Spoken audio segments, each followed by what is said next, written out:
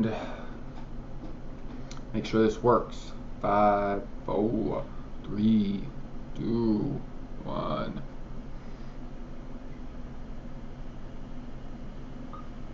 2, 1. Trying to reconnect. Poor wireless connection. All right. I believe I am multifaceted, going live here on dual platforms. Facebook Live, YouTube Live. That's right. We are doubling up. Woo! Because why the F not? That is the way that I'm rolling. Because why do one when you could do two things? This is better. I'm Dan Salem. I'm here on BuzzChomp on YouTube. At the Dan Salem, I'm on Facebook Live. We are talking New York Jets football and a tease of the rest of the New York sports world. Okay. We are here on Tuesday, August 11th, 2016. I sound like I'm beginning the Daily Show. Talking Jets football, Dan Salem, at the Dan Salem, Facebook, Twitter, on YouTube. And dive right into things. I don't know in the scoring column just yet. Have to be seen. Ivory from the Jets. They got a potent offense, and so they really put up some points against the Jets defense, who was not at 100%. So the main takeaways from our game against Jacksonville last week, which was a victory, by the way. I know it's preseason. Preseason, quote, does not count.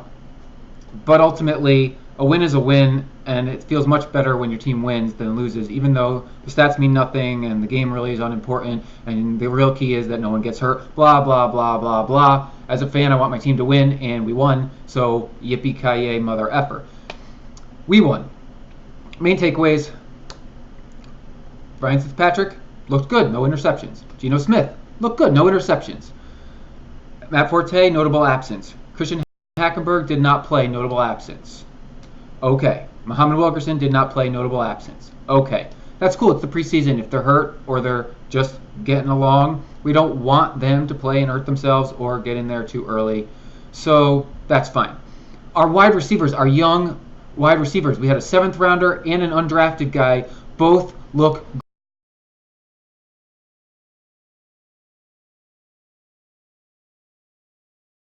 just baloney, and I'd look foolish. So we're going to move forward to what is more pressing at this time of the season, and that would be injuries, surprises, and headlines. So we've got quite a few of those because it is the preseason. And most notably, one of our running backs, not our starter, went down, put him on IR. So we signed Antoine Smith, who used to be with the Bears and Falcons, and we put Bernard Pierce on IR. This is probably our 4th string running back. I mean, we got Powell and Kyrie Robinson and Matt Forte, number 1. So this is just insurance because running backs get banged up, and you need some bodies, and you need special teamers, and you need blockers, and you need the whole lot. I think we got 1 fullback, so like we need the extra player. So that was an injury note that very few people really care about. So how about some that we do care about? Yay, Matt Forte practiced today. Of course he did. You know, he's going to come along. He's going to get in the practice. I don't think he saw any contact, which is fine. But he was getting handoffs from the offense. They really focused on the running game this week. He's going to be ready for week 1. He actually said it after practice. He will be ready for week 1. I've been saying it all along. He's going to be ready for week 1. I don't know if we're going to see him in any preseason action. Maybe the very beginning of the 4th game. But I'd be shocked if he saw the field prior to that point, because those hamstring injuries, they're so tender, they are so touch and go that if you think it's ready, you probably should wait another week, because that's where you're really going to injure yourself, because you think it's ready, but it actually might not be quite yet. So we're not rushing him, shouldn't rush him, and that is good that he's back practicing and he's on his way for a week 1 start. We need him week 1. Other news, Darrelle Revis looks to be about 100%, which is tremendous. He has a huge chip on his shoulder by all reports. Revis with a chip on his shoulder is bad news for everybody but our New York Jets. Is this going to be like Revis circa his major years several seasons ago? I sure hope so. That would be wonderful news. Quick peek, any questions? No questions just yet. All right. What other things? Oh, yes. So Christian Hackenberg. He's been seeing a lot of action at practice. It's because he's a rookie, and the Jets really want to see, like, I mean, they're not going to cut him, so Bryce Petty's really playing for his job. But they want to see how quickly Hackenberg can move along. I mean, they'd love him to be the number 2, but I know he's not there yet. He's not ready for the number 2 job. But that's the goal. They would like him to steal that number 2 from Geno Smith by the end of the season so they can just cut bait with Geno, move on. Maybe he can find himself somewhere else on another team because, honestly, as a Jets fan, I wish him well, but I'm sick of him. Like, it was bad timing for him and his career. We picked him. We threw him into the fire. He burned up. Then he got punched. And we were all happy when he was out because a better quarterback came in. So now no one wants to see him.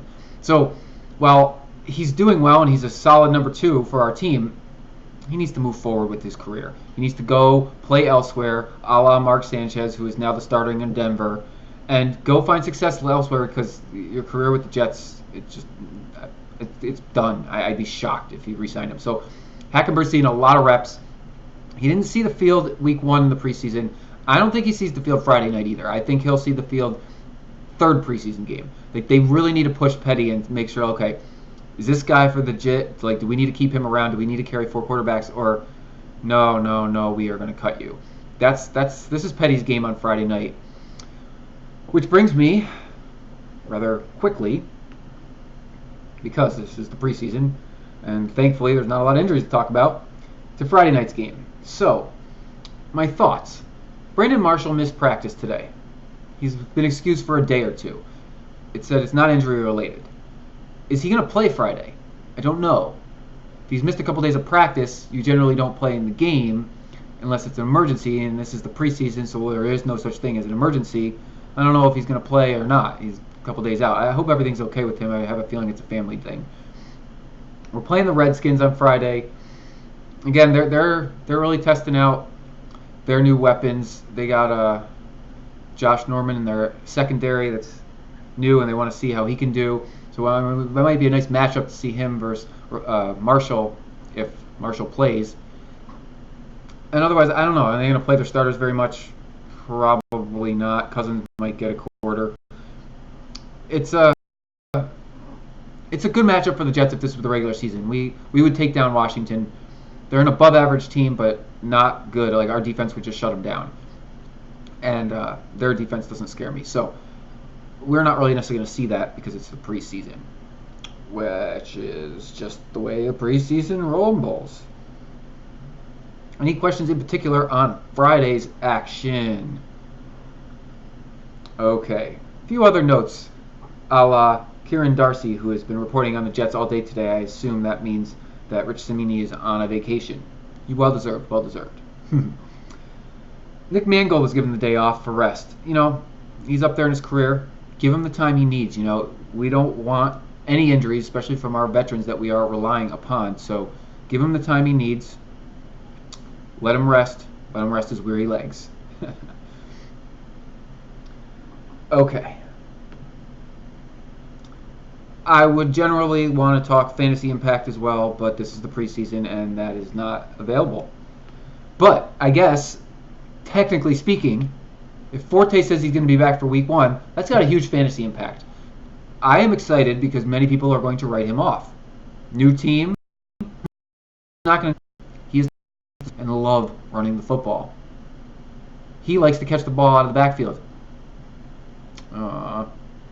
Hold for Facebook. Are we reconnecting? Live back on Facebook? Okay. He loves to catch the ball out of the backfield. Ryan Fitzpatrick loves to throw it to him. Ryan Fitzpatrick got the ball to Powell all the time last season when Powell was on the field, out of the backfield, through the air. Forte is going to be a huge fantasy stud if he's available week 1, which now he's saying he will be. Honestly, everybody else go pass on him. I am drafting Matt Forte. I am excited to draft Mr. Forte.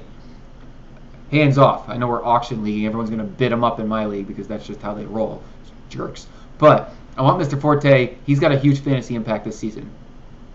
There were some articles about Fitzpatrick potential fantasy numbers this year. He had a career season last year. That logic's still better. I don't know why you're writing him off. I wouldn't take him as my first quarterback. I would take him as my second in a moment, a heartbeat. I like him better than the guy in Baltimore, Flacco. I like him better. Everyone's really high on Derek Carr in Oakland, but he hasn't put up the numbers. Fitzpatrick put up the numbers last year. I mean, some guys get the numbers. Fitzpatrick got them last season. There's no reason to believe that he can't come close to it again. The Jets team is intact. So you sure, go ahead, write him off. Both Jets wide receivers, money. I got Decker. They are money. And they're going to be money, and that means Fitzpatrick is going to be money. Don't write him off. Jets defense, yeah, there's a lot of reports Leonard Williams has taken that next step, about to dominate. Sheldon Richardson only missing a game. Revis on his game with a chip on his shoulder. This is going to be a scary defense. Again, huge value in fantasy. Except that round, who cares? Same with kickers. Who cares? Wait on those. Why are you wasting them early? This is some hard-nosed fantasy advice. Why are you wasting them early? What are you doing? That's silly. The kicker that's good week 1 is not the same that's going to be good week 2. Same with the defense. Just pull them off of waivers. Don't draft them early. That's a wasted pick. Don't be stupid. Any questions from the live worldwide? We're going to pause here. There we go. We're back. Any questions from the live worldwide audience? My Facebook live connection is not as smooth as my YouTube live connection. We are going neck and neck here. It is the hair versus the hair, except that one hair is stopping for refreshments now and again before reconnecting. Poor choice of analogy, Dan. Oh, it looks like we've got a question over on the YouTube space. All right. The question is, what's your hope for the Jets season so far after the first preseason game? Well, I appreciate the question, but a preseason game, especially the first one, gives you little to no indication about how your team will perform in the regular season, based solely on what happened on the field. That being said, it was good to see that there was not a lot of rust on our players, because the starters did get a little action. They got the rhythm going. So Fitzpatrick, he looked good. He looked fresh. He didn't throw any picks. He's getting his timing with his favorite studs, the receivers. But we didn't have all of our starters in, so it's hard to say how the offense as a whole will look. Also, Jacksonville's defense, like I said, I don't know how good they are.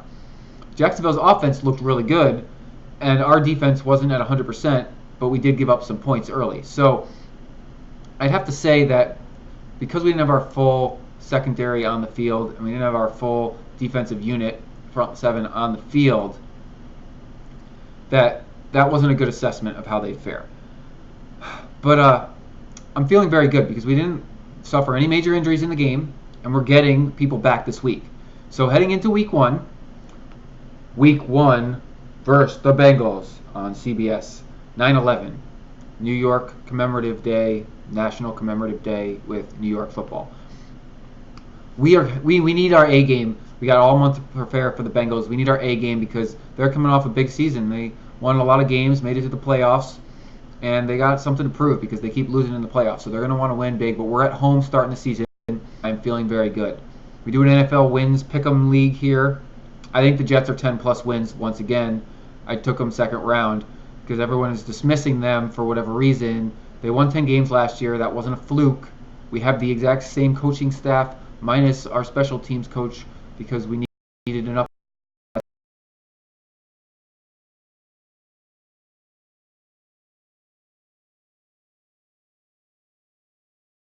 But he's auditioning.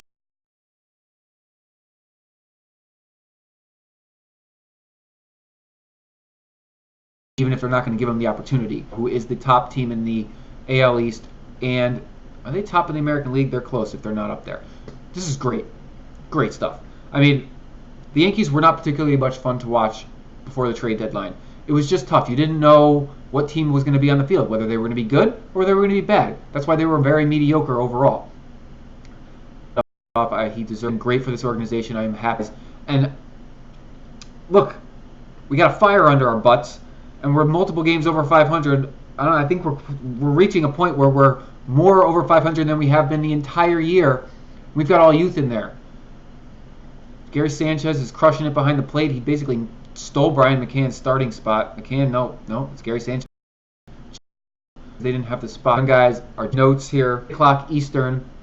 For those of you joining me on the East Coast, talking the New York Jets football season. I am at the Dan Salem on Facebook Live, on Twitter. I am live on YouTube at BuzzChomp, just 2 Z's. If you want to find BuzzChomp on Twitter or Facebook, it is with 3 Z's on those 2 platforms. Hit me up with comments, questions. I will find out the answers and talk endlessly about it next week. You guys have been great. Thank you for joining me. And enjoy the rest of your summer vacation if you got any of it left. All right, later.